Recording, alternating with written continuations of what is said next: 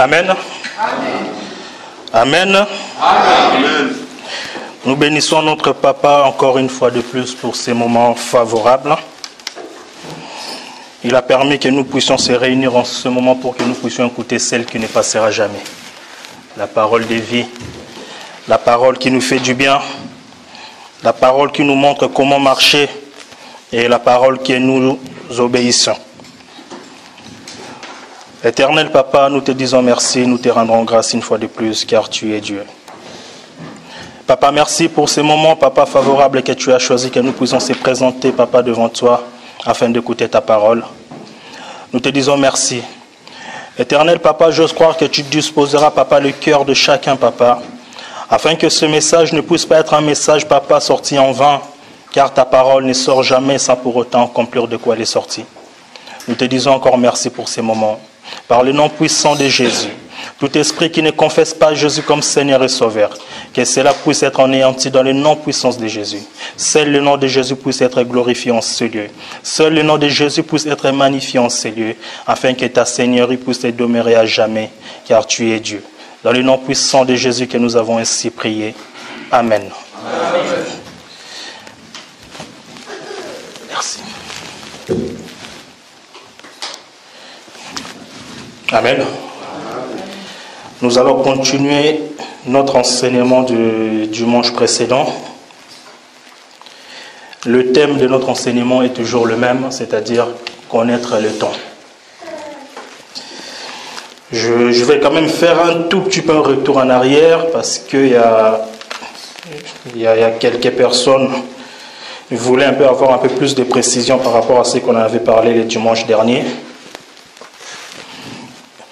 Le dimanche dernier, nous avions dit que Dieu a créé le monde plutôt en 7 jours.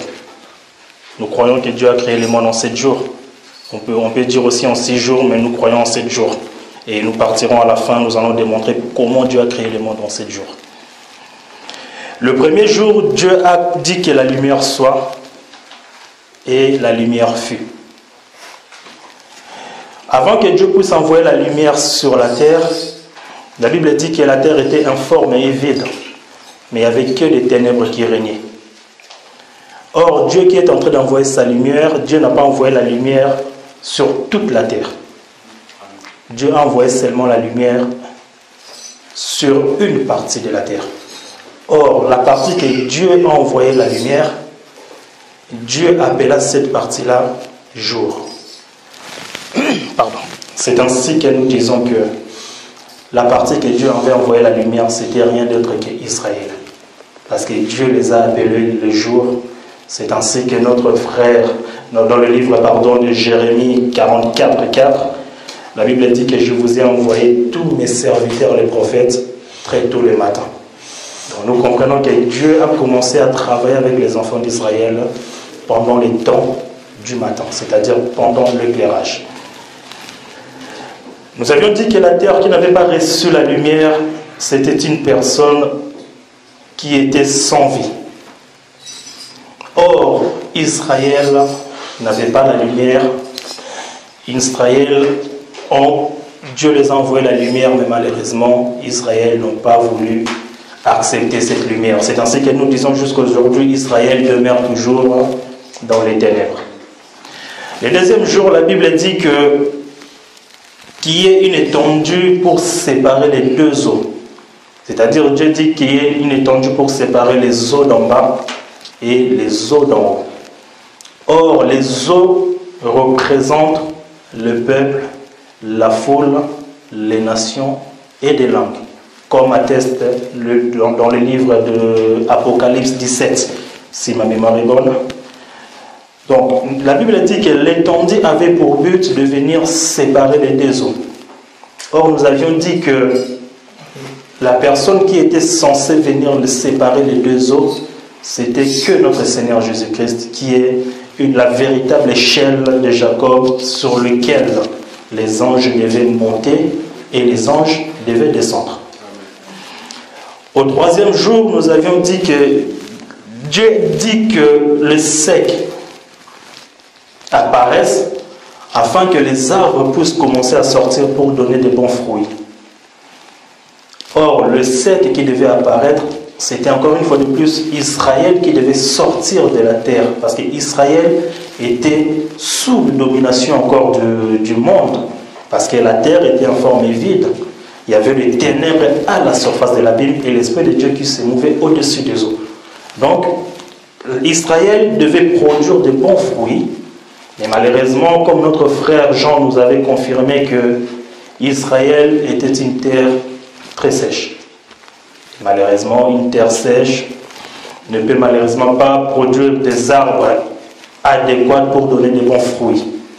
C'est ainsi que Jean était en train de crier qu'il était la voix de celui qui criait dans le désert. Or, Jean criait dans le désert tout simplement pour annoncer l'arrivée de la pluie.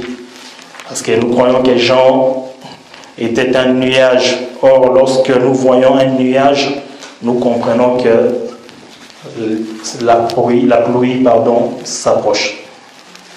Nous avions touché un tout petit peu le 4e jour. Et aujourd'hui, nous allons continuer encore sur le 4e jour parce qu'il y a vraiment beaucoup de choses à dire là-dedans. J'aurais besoin de notre frère Bayama, s'il vous plaît, pour faire la lecture.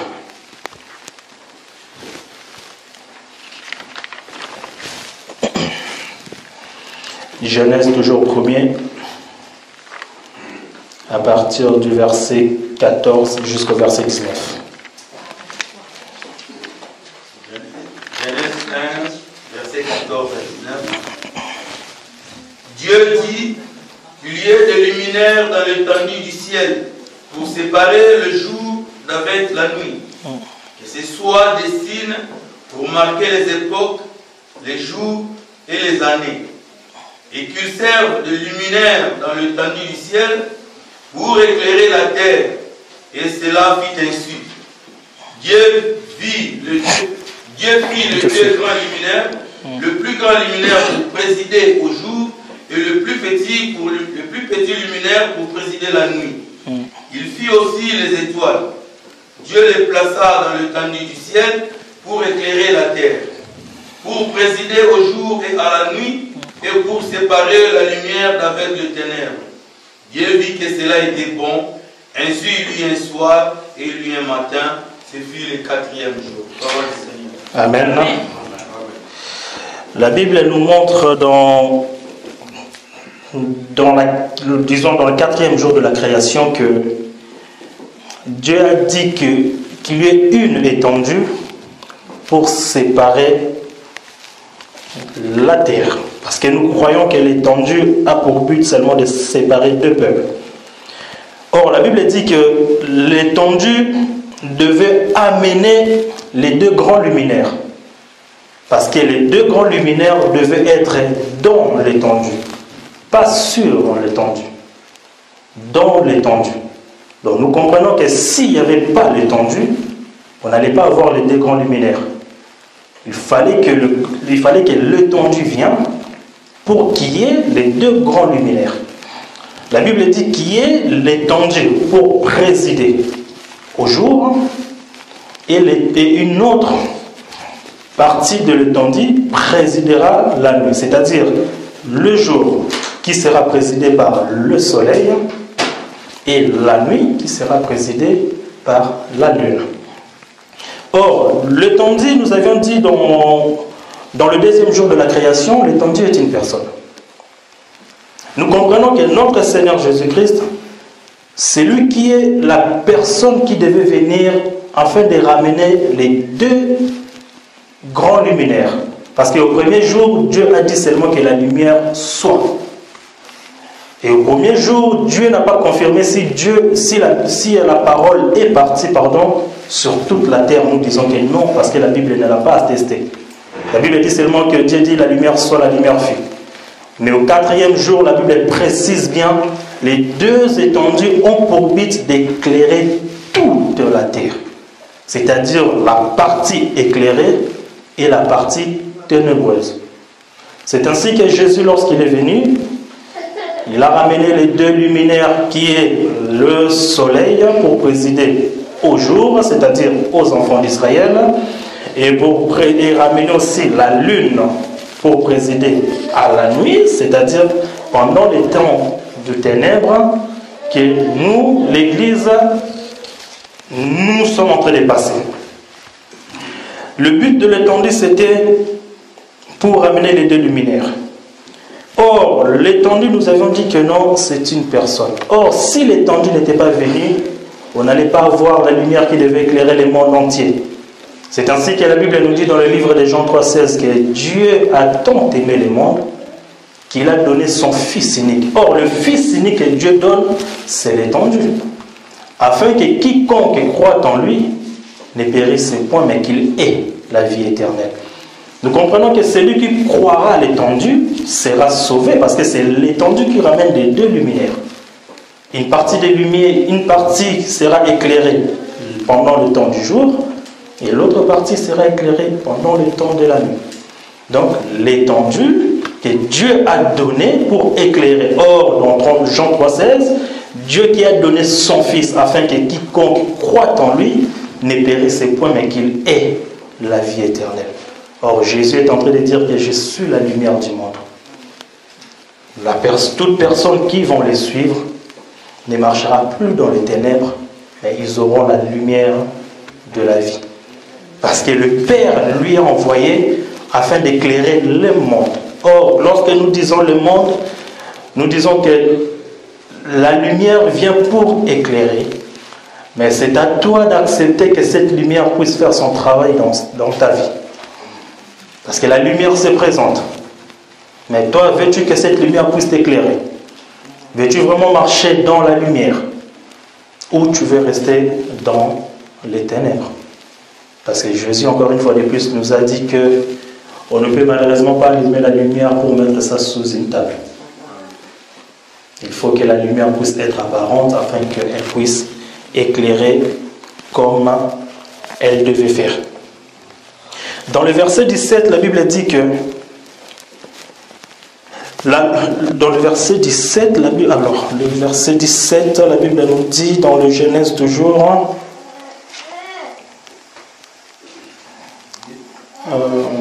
Dieu plaça dans l'étendue du ciel pour éclairer. C'est ainsi que nous confirmons en disant toujours que nous, notre regard se trouve toujours vers le ciel. On ne peut pas tourner notre regard nulle part ailleurs si ce n'est que vers le ciel. Or, c'est le ciel qui doit nous éclairer, c'est le ciel qui doit nous apporter la solution à nos problèmes.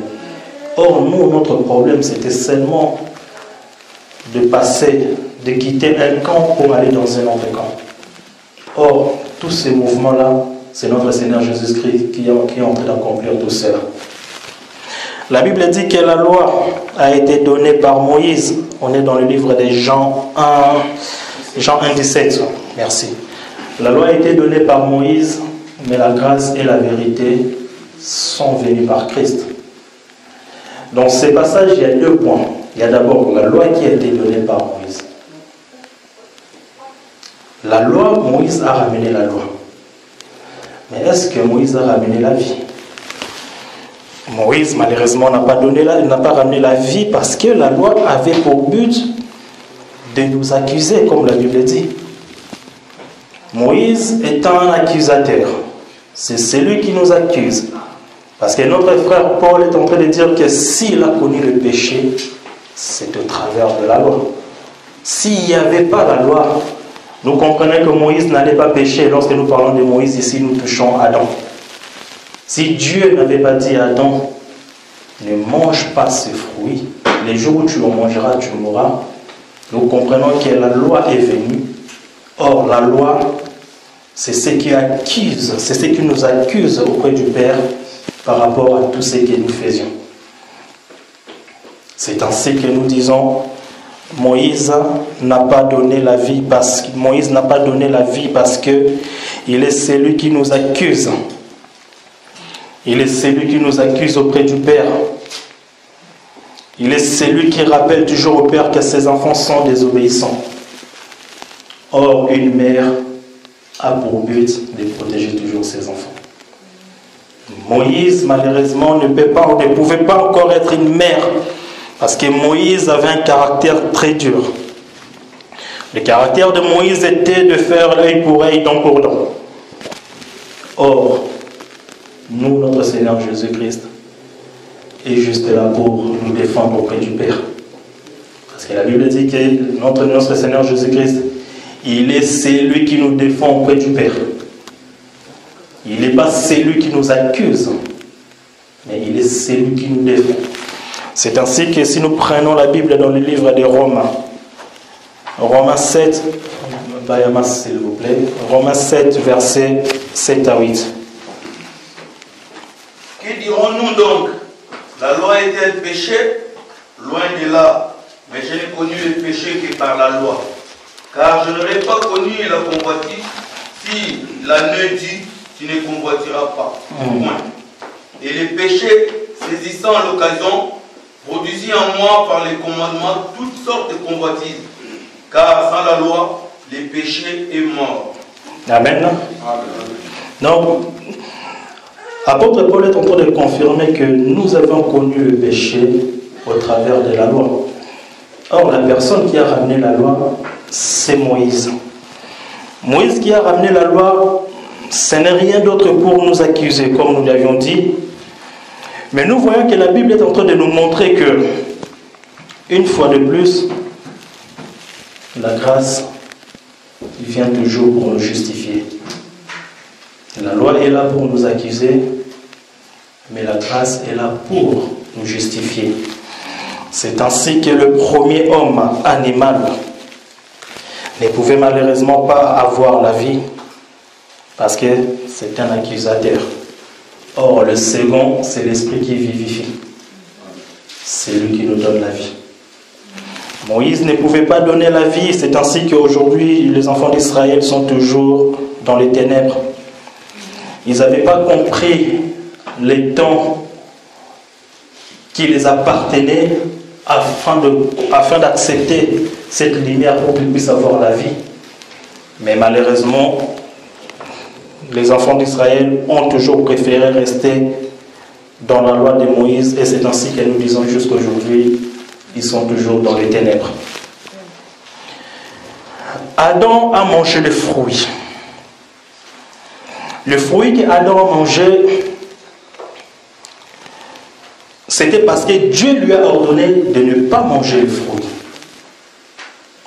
Si Dieu n'avait pas ordonné à Adam de ne pas manger le fruit, nous croyons qu'Adam n'allait pas manger le fruit. Parce qu'Adam n'allait même pas savoir que ce fruit, on peut ou on ne peut le manger. Il fallait que Dieu puisse lui dire que mange ces fruits, parce qu'Adam était un prophète, et Dieu, lorsqu'il s'adressait à Adam, nous comprenons que Dieu parlait avec Adam dans le langage des prophètes. Lorsque Dieu dit à Adam, le jour où tu mangeras de ce fruit, tu mourras. Dieu disait à Adam que mange ce fruit afin que moi je puisse aller voir à notre peuple. Parce que si tu ne manges pas ces fruits, je ne peux pas aller voir à notre peuple. Ma grâce ne va pas aller régner dans les ténèbres. Or, le ténèbre a besoin de la lumière. Dieu est en train de dire à Moïse, mange les fruits. Mais lorsque nous lisons noir sur blanc, la Bible n'a pas dit cela. Mais nous croyons que Dieu, Moïse étant un prophète, il connaît parfaitement le langage de Dieu. Adam alla manger le fruit.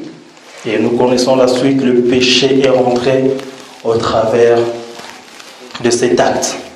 Or, cet acte, il fallait que cela puisse s'accomplir pour que nous puissions être sauvés. Parce que Adam, s'il n'avait pas mangé le fruit, malheureusement, nous, l'Église, on n'allait pas avoir la grâce que nous avions aujourd'hui. Nous disons que Christ est merveilleux. Nous disons que Christ est très, très, très merveilleux. Notre Seigneur n'est pas là pour nous accuser. Parce que lui-même, il a dit, ce n'est pas moi qui vous accuse, mais c'est Moïse qui vous accusera. Notre Seigneur n'est pas là pour nous accuser. Mais nous comprenons que notre Seigneur joue un rôle d'une mère, parce que nous disons que Jésus à la chair représentait une maman. Parce que c'est un Dieu, mais dans la faiblesse. Or, la faiblesse, c'est la poussière. Or, la poussière, c'est la nourriture du serpent. Or, la femme doit être soumise à son mari. Parce que le mari, c'est l'autorité. Notre Seigneur Jésus-Christ joue un rôle d'une mère qui vient pour nous protéger, pour nous enseigner, pour nous donner la vie. C'est ainsi que lorsque nous lisons dans le livre de Genèse 27, nous connaissons tous l'histoire. Notre frère Bayama, tu peux nous lire s'il te plaît, parce que c'est quand même une histoire que nous devons lire cela. Genèse 27, à partir du premier verset jusqu'au 10e verset, s'il te plaît. Isaac devenu vieux, et ses yeux s'étaient affaiblis au point qu'il ne voyait plus. Alors il appela Ésaü, son fils aîné, et lui dit, mon fils. Et il lui répondit, me voici. Isaac dit, voici donc, je suis vieux, et je ne connais pas les jours de ma mort. Maintenant donc, je t'ai pris, prends tes armes, ton carquois et ton arc. Va dans le champ et chasse-moi du gibier. Fais-moi aimer comme j'aime, et apporte-le-moi à manger, afin que mon âme te bénisse avant que je meure. Rebecca écouta qu'Isaac disait à Ésaü, son fils, et Ésaü s'en alla dans le champ pour chasser du gibier pour les rapporter.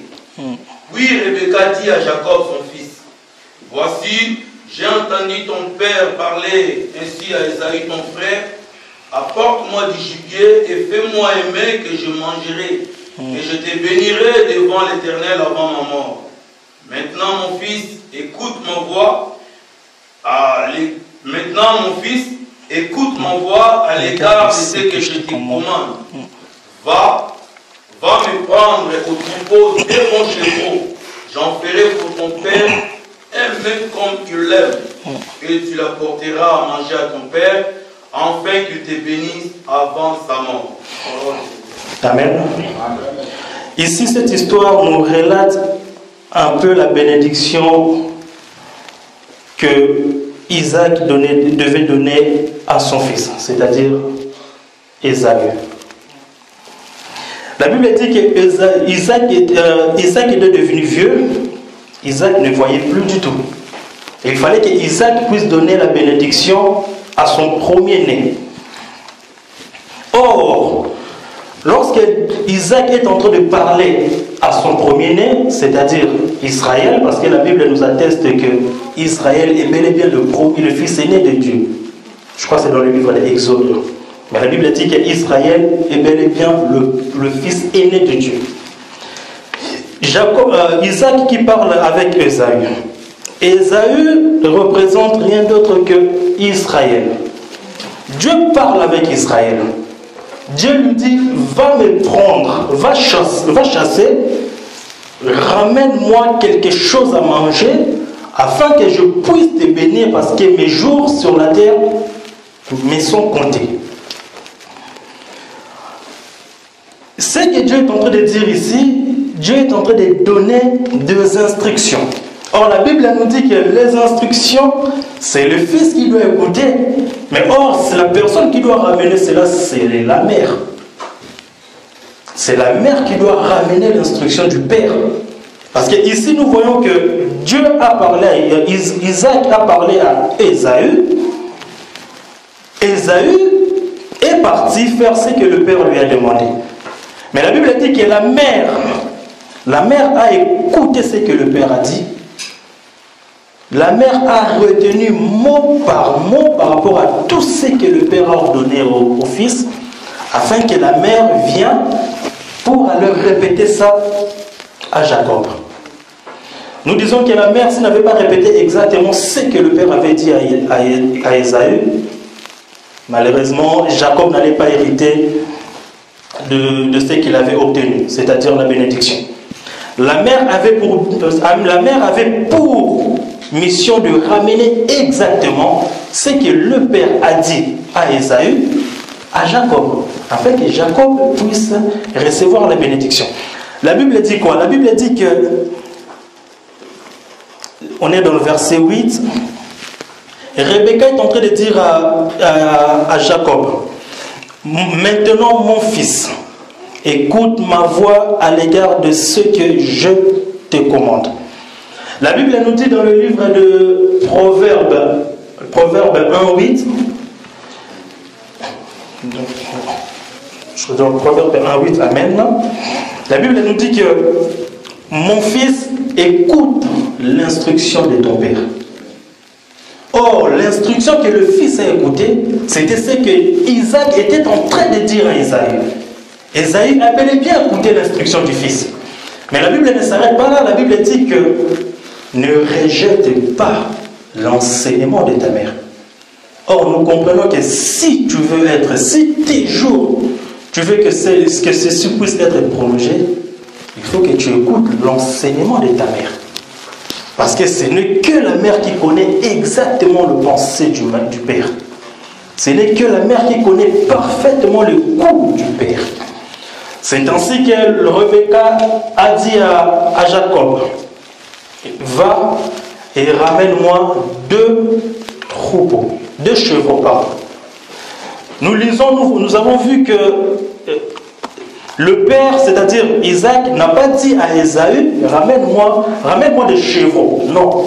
Il lui a dit seulement, va, ramène un gibier afin que je puisse le manger.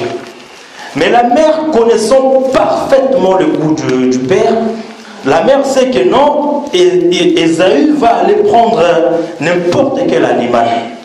Or, le père mange que des chevaux. Et le père ne mange pas 3-4 chevaux, non. Le père ne mange pas un non plus. Mais la Bible dit que le père mange seulement 2. C'est ainsi que la mère est en train de dire à Jacob, et Rebecca dit à Jacob, va, ramène-moi 2 chevaux, afin que je puisse préparer cela pour ton père, et ton père te bénira. Nous disons que Ésaü devait partir dans le champ pour aller chasser. Or, les champs ne représentent rien d'autre que l'assemblée d'Israël. Parce que si nous lisons la Bible dans le livre, je crois, de Genèse 2.20, Genèse 2.20, je vais lire ça rapidement. Genèse 2.20. La Bible dit que « Et l'homme donna des noms à tout le bétail, aux oiseaux du ciel et à tous les animaux des champs. » Lorsque la Bible parle ici, donna des noms à tout le bétail. Le bétail ne représente rien d'autre que la loi. Parce que la Bible mentionne bien, lorsque nous lisons, nous voyons que le bétail n'est pas mentionné au pluriel. Mais à tout le bétail. La loi. À tous les oiseaux, à tous les animaux du champ, pardon, à tous les oiseaux du ciel. Or, les oiseaux du ciel ne représentent rien d'autre que les prophètes. Parce qu'un prophète doit savoir voler.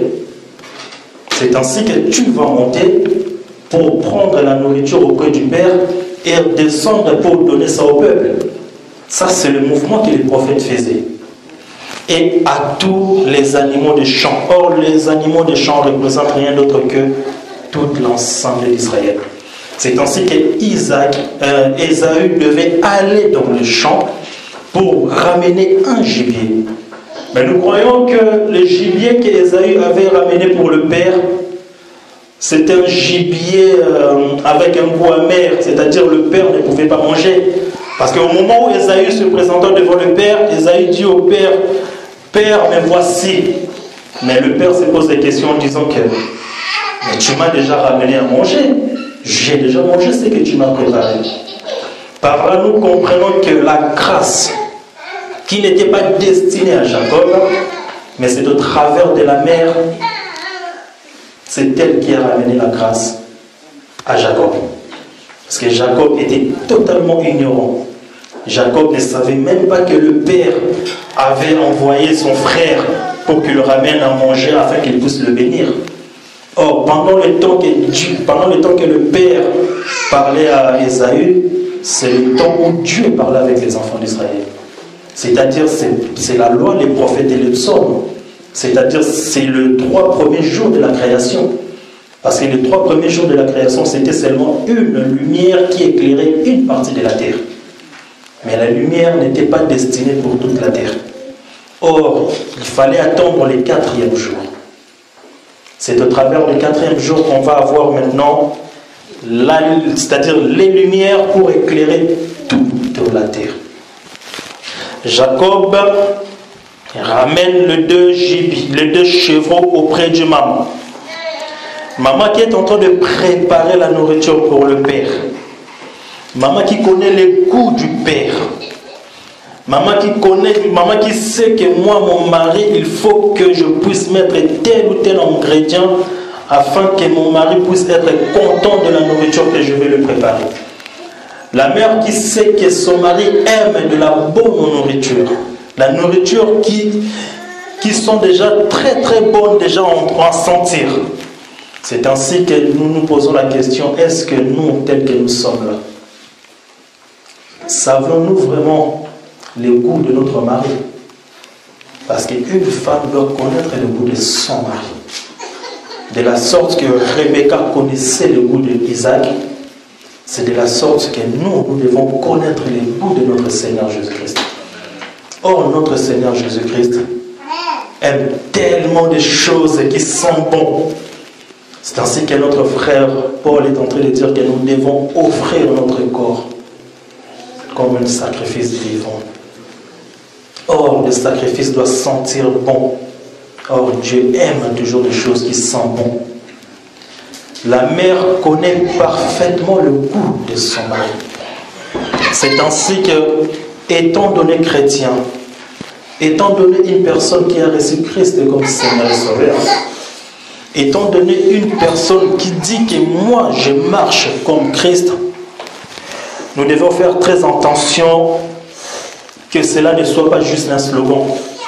Nous devons vraiment faire en sorte que nous puissions connaître la nourriture que notre époux aime. Rebecca connaissait le goût parfait de son mari. C'est ainsi qu'il a dit à Jacob, ramène-moi 2 chevaux. Nous disons que le chevreau que Rebecca a ramené,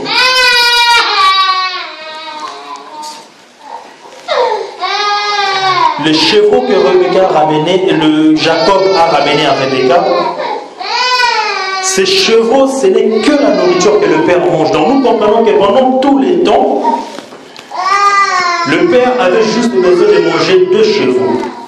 Or, le chevreau que le père devait manger, nous comprenons que le père devait en manger 1 au moment même. Or, la Bible dit qu'il lui eut un soir. Or, le soir, c'est le premier chevreau que le père devait manger. C'est-à-dire, la Bible nous dit à la loi et au témoignage. C'est-à-dire que les 2 chevaux, le père doit manger les 2. Le père ne doit pas manger seulement un seul et laisser un autre. Or, le père doit manger 2 chevaux. C'est-à-dire, il lui eut un soir et il lui eut un matin. Or, le soir qui représente un chevau, le matin qui représente un autre chevau. Le soir qui représente le temps de la grâce. Le matin qui représente le temps de la loi. Mais ici, nous touchons le temps de la grâce parce que la grâce retournera à Israël. Or, le temps où la grâce retournera à Israël, ça sera le moment où le père est en train de manger le 2e chevreau. C'est ainsi que Rebecca dit à son fils, ramène-moi 2 chevaux. Ne me ramène pas 1 parce que je connais le goût de mon mari. Mon mari ne mange pas un chevreau. Il est tellement gourmand, il a besoin d'en manger 2. Mais il ne mange pas au même moment. Il va en manger 1 tout de suite et l'autre, il en mangera après. C'est ainsi que Jacob a ramené 2 chevaux et c'est ainsi que Jacob a été béni. Aujourd'hui, nous sommes enseignés par l'enseignement de la mère. Parce que nous disons que notre maman, c'est notre Seigneur Jésus-Christ. Notre maman, c'est la lune. Notre maman, c'est le Saint-Esprit. Notre maman, nous pouvons rajouter encore même, c'est la grâce. C'est elle qui nous enseigne comment faire en sorte pour que nous puissions se présenter devant le Père. Or, si nous ne retenions pas les enseignements du maire, si nous ne retenons pas toutes les choses que la mère nous enseigne, il nous sera très, très difficile de se présenter devant le Père. Parce que le Père, c'est celui qui prendra la femme et ramènera la femme auprès de son fils. Parce que le fils ne connaît pas encore son épouse. Mais c'est le Père qui connaît parfaitement le goût de son fils. Donc le Père prendra la femme et la ramènera auprès de son fils. Et ici, ce mouvement, nous sommes en train de voir Dieu qui a ramené Ève auprès d'Adam. Adam se plaignait. Adam se sentait seul. Adam avait besoin d'une aide semblable. C'est ainsi que dans le passage que nous venons de lire, dans le livre de Genèse 2:20, la Bible dit qu'il a donné à tous les animaux des champs, il les a donné des noms. Mais pour Adam, il ne trouva point d'aide semblable. Or, l'aide semblable d'Adam, ce n'était rien d'autre que Ève. Or, les temps que Dieu était en train de façonner Ève, parce que c'est Dieu lui-même qui a façonné Ève. Les temps que Dieu était en train de façonner Ève, c'est les temps que le Saint-Esprit est en train de nous façonner. Or, Dieu façonne Ève pour qu'il puisse la présenter auprès de son fils, c'est-à-dire auprès d'Adam. Et le Saint-Esprit qui est notre maman nous façonne afin de nous présenter auprès de l'époux qui est notre Seigneur Jésus-Christ. Notre Seigneur Jésus-Christ est très très bon. Notre Seigneur Jésus-Christ est tellement bon que même nous pouvons, même tous les mots qui peuvent sortir de nos bouches ne peuvent qualifier la grandeur ou l'amour de ces dieux merveilleux. Mais nous savons seulement que non, ces dieux-là, il nous a aimés avant même que nous puissions les connaître. Parce qu'il a laissé son trône, il a abandonné son trône pour qu'il vienne prendre notre place. Nous qui étions des pécheurs, notre Seigneur Jésus-Christ est devenu péché, afin que nous devenions purs. Nous qui étions des esclaves, notre Seigneur Jésus-Christ est devenu esclave, afin que nous puissions obtenir la liberté. Nous qui avions toutes sortes de fardeaux, notre Seigneur Jésus-Christ a ramené tout cela à la croix, afin que nous soyons déchargés de nos fardeaux. C'est ainsi qu'il a dit qu'il venez à moi, vous tous qui êtes fatigués et chargés, et lui, il va nous donner du repos, parce qu'il a pris tous nos fardeaux et il les a ramenés à la croix. Nous disons que la croix doit nous interpeller tous les jours. Tous les jours, un chrétien doit marcher, doit se dire que mon identité, je n'ai plus la même identité qu'avant. À la croix, Jésus a changé totalement mon identité. Je suis passé de l'identité du ténèbres à la lumière. Or, la lumière est là pour éclairer. Or, nous, notre vie, notre façon de se conduire, notre façon de se comporter. Vous savez, on est tous ici, on se dit on est chrétiens, mais posons-nous des questions vraiment, réellement. Si Dieu mettait des caméras cachées dans nos vies, si vraiment Dieu décidait de mettre des caméras cachées pour publier nos vies auprès du monde, quels seront vraiment les résultats? Est-ce que aurions-nous de résultats dignes du Fils de Dieu, ou on n'en aura que de résultats par rapport au slogan chrétien? Or, un chrétien ne vit pas par le sloganisme. Un chrétien, c'est sa vie de tous les jours. Nous devons connaître les temps que nous sommes. Or, le temps que nous sommes en train de passer, notre frère Paul, est en train de nous dire que la nuit est très avancée. Bientôt le jour, bientôt la lumière du jour va sortir. Or, la nuit, c'est les temps que nous sommes en train de passer. On ne restera pas éternellement dans ces temps de la nuit. Nous devons connaître et nous devons savoir que le temps est en train d'avancer. Les temps avancent ainsi que la lumière du jour apparaîtra.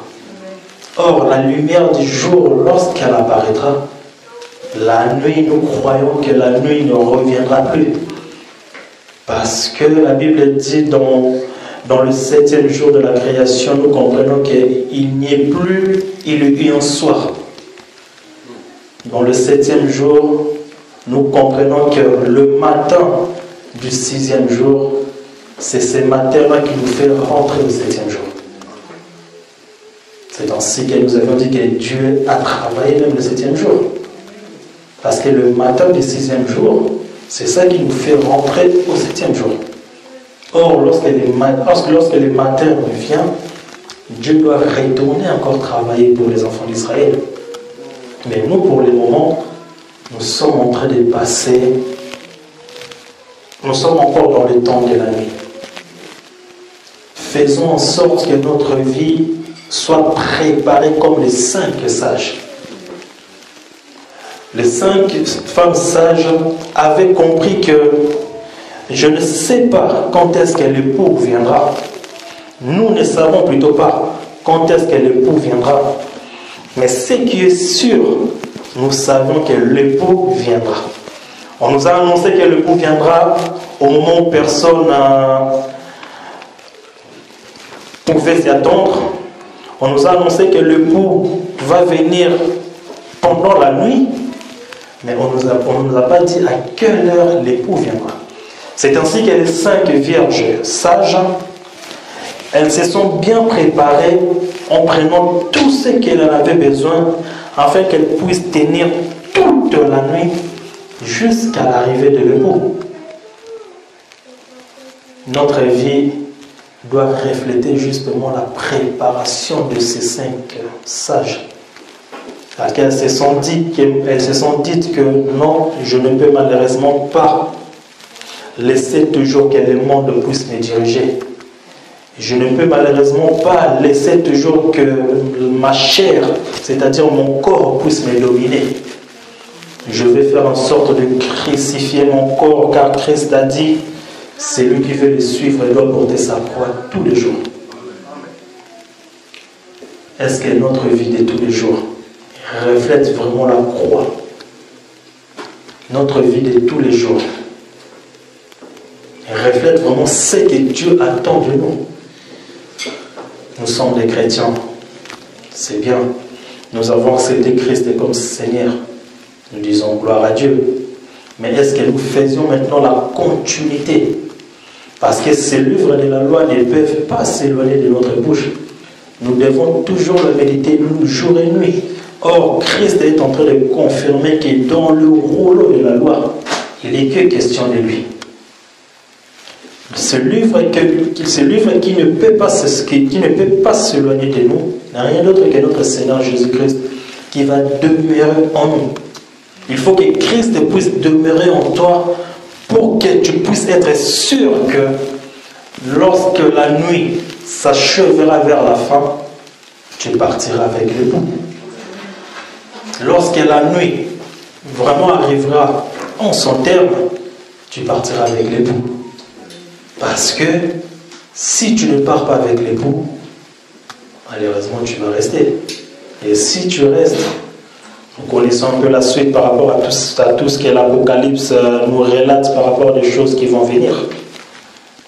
Mais nous, étant la grâce que nous avions en ce moment, nous devions faire en sorte que notre vie soit la nourriture que Rebecca avait préparée pour Isaac. Parce que Rebecca avait mis tous les ingrédients afin qu'Isaac puisse être satisfait de la nourriture, parce que c'était le dernier repas que Isaac devait manger. Et Rebecca devait bien préparer cela afin qu'Isaac puisse être très content. Et nous, aujourd'hui, nous sommes Rebecca.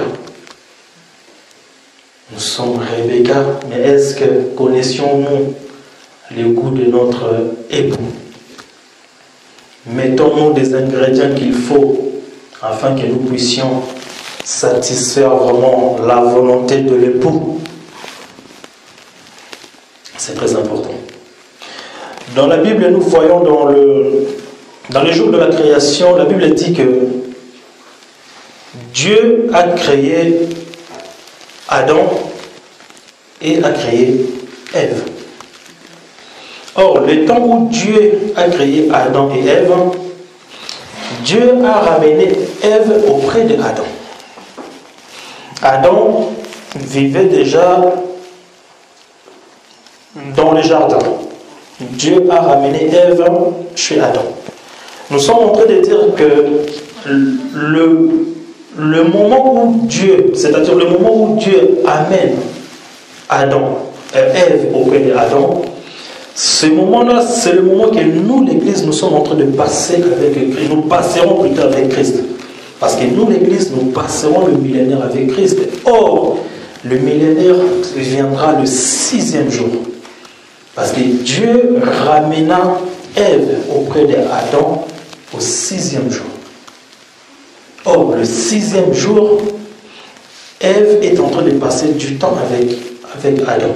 Mais c'est aussi au 6e jour que Ève Adam et Ève ont désobéi, ont fait rentrer le péché. Or, nous, les temps où Ève est en train de passer avec Adam, ces temps-là représentent, nous, l'Église, qui passerons le millénaire avec Christ. Parce qu'au 6e jour, l'épouse doit rencontrer l'époux. Mais au 7e jour, l'époux ne sera plus avec l'épouse. Au 7e jour, l'époux ne sera plus avec l'épouse. Parce que la Bible dit qu'un jour, je crois que c'est dans le livre des 2 Pierre, un jour est égal à 1000 ans. 1000 ans sont égales à un jour. Or, nous, avec notre Seigneur Jésus-Christ, nous passerons seulement 1000 ans. Parce que c'est le millénaire. C'est la reine du millénaire. Ça va durer que 1000 ans. Donc, nous comprenons que ça durera seulement un jour. Il faudrait que nous puissions quitter le 6e jour pour rentrer au 7e jour. Mais là, ça sera l'époux qui rentrera seul au 7e jour. Parce que l'époux ne sera plus avec l'épouse. Le temps que Ève passe du temps avec Adam, c'est le temps où nous, l'Église, nous passerons du temps avec Christ. Mais quand nous voyons dans la Bible, nous voyons que Adam et Ève, lorsqu'ils passaient du temps, ils étaient heureux. Ils ne manquaient de rien parce que Dieu avait tellement tout préparé afin que Adam et Ève ne puissent manquer de rien justement dans le jardin. C'est ainsi que nous, on ne manquera non plus de rien les jours où nous passerons du temps avec notre Christ. Mais est-ce que le plus important à savoir est que, c'est plutôt la question à se poser de tous les jours, lorsque le moment viendra, est-ce que j'en ferai partie ou pas? Parce que je crois personnellement que si nous nous réunissons tous ici, c'est parce que nous voulons vraiment bénéficier de ce moment merveilleux. Si nous nous réunissons tous ici, ce n'est pas pour venir perdre du temps. Mais est-ce que hériterions-nous ceux qui viendront, c'est-à-dire les temps de passer avec l'époux? Parce que l'époux ne restera pas avec nous éternellement, l'époux doit retourner. Parce que Rebecca a préparé 2 chevaux. Donc l'époux passe du temps avec nous, c'est-à-dire l'époux est en train de manger le premier chevaux. Et l'époux doit retourner pour aller manger le 2e. Or, le 2e, ça sera au 7e jour. Mais attention, au 7e jour, la Bible n'a plus cité les noms il y a un soir. Mais qu'un matin, il n'y aura plus un soir au 7e jour, parce que Dieu finira son travail au 7e jour et il va se reposer après. Notre Dieu est bon. On ne cesse de le dire parce que c'est ce que Dieu nous recommande. Notre Dieu est bon. Mais nous devons connaître les temps que nous sommes en train de passer. Vous savez, dans la Bible, Daniel avait connu le temps que Israël était en train de passer. Daniel est parti plus loin en demandant à Dieu. J'avais lu dans le livre des prophètes Jérémie qu'il devait couler 70 années. Daniel connaissait les temps. Daniel savait ce qui devait arriver. C'est ainsi que Daniel persévérait toujours parce qu'il savait que 70 années plus tard, Israël devait sortir. Mais or, les temps où Daniel espérait, Dieu est venu encore lui montrer encore qu'il y a encore d'autres choses qui viendront encore après. C'est ainsi que nous, notre vie sur la terre doit refléter. Nous devons connaître les temps que nous sommes en train de passer. Les temps est très fâcheux. Les temps est très très mauvais. Christ est en train de dire que celui qui persévérera jusqu'à la fin, c'est celui-là qui sera sauvé. Christ n'a pas dit celui qui m'acceptera, c'est celui-là qui sera sauvé. Non, Christ a dit celui qui persévérera jusqu'à la fin. Tu peux accepter Christ, mais la question est la suivante. Est-ce que tu vas persévérer jusqu'à la fin? Celui qui sera sauvé, c'est celui qui persévérera jusqu'à la fin. Or, c'est au travers de la persévérance que nous arriverons à voir notre Seigneur Jésus-Christ. Mettons notre vie en marche. Faisons vraiment en sorte que, en tout cas, humainement parlant, c'est difficile. Humainement parlant, c'est difficile. De tout abandonner, de ne plus vouloir vivre sans la chair. Humainement, c'est difficile. Parce que tu marches, tes yeux voient peut-être une belle voiture, automatiquement des désirs viennent, il faut que tu puisses prendre cette voiture. Mais un enfant de Dieu doit se poser la question, cette voiture, qu'est-ce qu'elle va m'apporter? Humainement, c'est difficile. Il y a des sacrifices énormes que nous devions faire. Tu es en train de marcher, ou tu aides une personne, et la personne, du jour au lendemain, la personne te rend, disons, la monnaie contraire à ce que toi tu lui as donné. Toi tu te disais, mais je fais tout pour que cette personne puisse avoir tout ce qu'elle voulait. Je me suis sacrifié pour cette personne, mais regarde ce que cette personne me rend en retour. Malheureusement, c'est ce que nous devions supporter. Malgré ce que la personne fera, Dieu est en train de nous dire, nous devons aimer toujours nos ennemis. Nous devons nous aimer les uns les autres. Parce que Christ, que nous ne connaissions pas dès le départ, mais lui, il nous a montré une preuve d'amour en nous aimant le premier. C'est ainsi que nous, étant chrétiens, nous devons aussi marcher comme Christ a marché. Vous savez, lorsque Christ est en train de dire que celui qui veut me suivre doit porter sa croix, nous comprenons que Christ dit doit le suivre. C'est-à-dire que Christ est devant. Tout le chemin que Christ prendra, c'est le même chemin que nous devons prendre aussi. Parce que tu es en train de le suivre. C'est-à-dire lui, il est devant et nous sommes derrière. Si tu suis Christ et Christ va à gauche, toi tu vas à droite, nous comprenons que tu ne suis pas Christ. Pour suivre Christ, tu dois aller en même direction que Christ. Mais tu ne passeras pas devant Christ, tu seras derrière. Christ sur la croix a souffert. Christ sur la croix a accepté d'être humilié. Si tu veux suivre Christ, tu portes la croix. Or, nous savons que sur le chemin de la croix, il y a l'humiliation. Tu dois accepter d'être humilié pour Christ. Tu dois accepter que les gens se moquent de toi pour Christ. C'est ainsi que la Bible dit que la parole de Dieu est une folie pour le monde. Tu dois accepter que les gens se moquent de toi. Mais toi, persévère seulement jusqu'à la fin. Parce que c'est ainsi que tu vas être sauvé si tu persévères jusqu'à la fin. Mais si tu veux faire les choses selon le monde, là tu risques de devenir un homme animal. Or, un homme animal ne reçoit pas les choses de Dieu. Nous sommes des chrétiens, c'est une grâce. Nous les savions, c'est une grâce. Parce qu'on était dans les ténèbres, on n'avait pas une lumière qui nous éclairait, mais la lumière est venue nous trouver. Cette lumière nous éclaire, mais il faut savoir que cette lumière ne restera pas éternellement. La lumière doit partir. C'est ainsi que nous voyons même.